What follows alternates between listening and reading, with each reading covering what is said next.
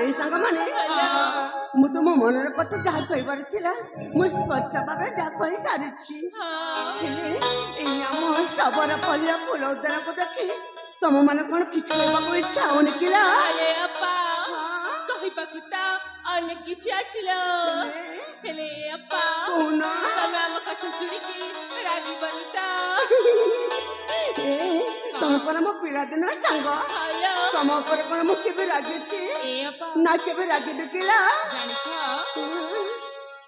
देखु न सेई पटको देखु से गुलाब फूल हाँ तो कितने सब देखा जाउछि ना ठीक देखा परी तम परी देखा जाए हाँ सतरे कोन ए बौला मत से गोरा पाउ सहित तुलना करूछ ताहर बयस औ तमरी बयस बिल्कुल समान म से बयस में प्रथम को जमार जाओनी हेले मु कहली हमें फूल उद्यान भी किछ कहबनी जमार मते से फूल से तुलना करनी ल ए बौला ताहले तुमको भलरे बुझाई दउछि कहती बाबू तो चाहछ कोन ए बा हां ए संग समस्त मिसी की कहि दबा म ए अपा ए सुलबाई से जुवा धंगारी ए मनी म करा सुलबाई से जुवा धंगारी ए मनी म करा ई जुवा धंगारा देखि नाई है बराबर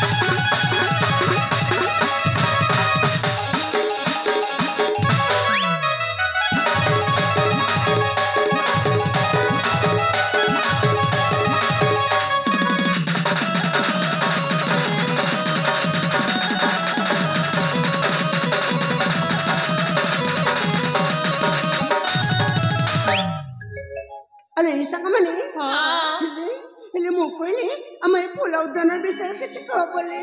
ये मो विषय काहे कि तुम सब कह जाउ छ अरे अपा हां काहे कि आज ना ए फूल उद्यान विषय किछ कहबा के चाहनी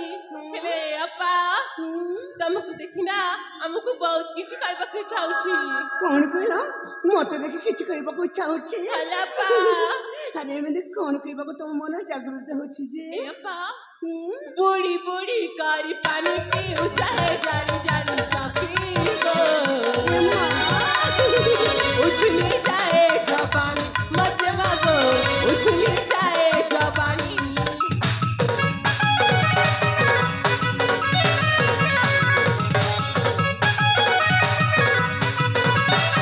ए आसिबे भवर खाए पीरा तीरा रस चुनी धाना गो मनके ले बेतागी मजे मागो मनके ले Betagi Kitty Barati, Kitty Barati, Kitty Barati.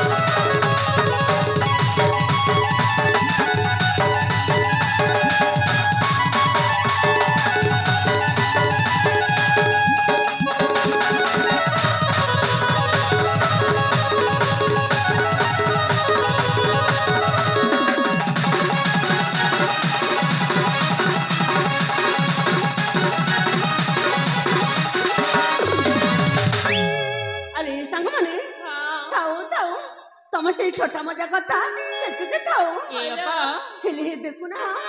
ଏଇ ଆମ ଶବର ପଡ଼ିଲେ ଫୁଲ ଉଦ୍ୟାନରେ କେତେ ସୁନ୍ଦର ଫୁଲ ଗୁଡ଼ାକ ଫୁଟି ଅଛି, ମାମା କିନ୍ତୁ